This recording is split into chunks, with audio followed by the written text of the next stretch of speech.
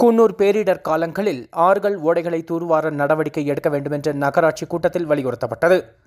நீலகிரி மாவட்டம் குன்னூர் மாதாந்திர கூட்டம் தலைவர் சுசீலா தலைமையில் நடைபெற்றது. இந்த கூட்டத்திற்கு துணைத் தலைவர் வாசிம் ராஜா, ஆணையாளர் கிருஷ்ணராம் ஆகியோர் முன்னிலையில் நடைபெற்றது. இந்த கூட்டத்தில் பெரும்பாலான கவுன்சிலர்கள் ஆணையாளர் மீது பல்வேறு குற்றச்சாட்டுகளை முன்வைத்தனர். குறிப்பாக கடந்த 4 மாதங்களாக எந்த ஒரு நிதியும் வளர்ச்சிப் பணிகளுக்காக ஒதுக்கீடு செய்யப்படவில்லை என்றும் குற்றம் சாட்டினர்.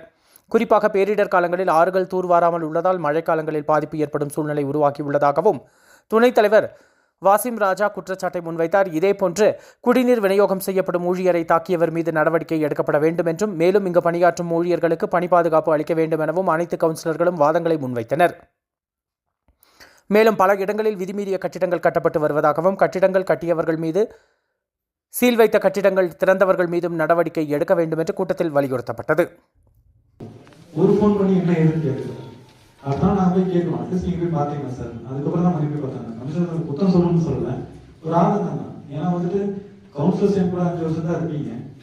நீங்க உட்காந்து ஒரு ஆதங்கம் கூட வர கிடையாது. எல்லா கவுன்சிலர்ஸும் இங்கே வந்தீங்க, எல்லா கவுன்சிலர்ஸும் ஃபோன் பண்ணி கேட்டீங்க, நேரில் வந்தீங்க, ஹாஸ்பிட்டல் வந்தீங்க, எல்லாம் வந்திருக்கீங்க. நாங்கள் சொல்ற ஒரு வாரத்துக்காக வாட்ஸ்அப் யாருக்கு நீட்டு போகிற பக்கம் வேலை செய்யறாங்க. அவங்க உயிருக்கு யாரும் உத்தரவு கொடுக்குறது. திருப்பி சார்லஸ் அவர் வீட்டில் ஒரு பொண்ணு இருக்கு, நல்லவனா தரணும்.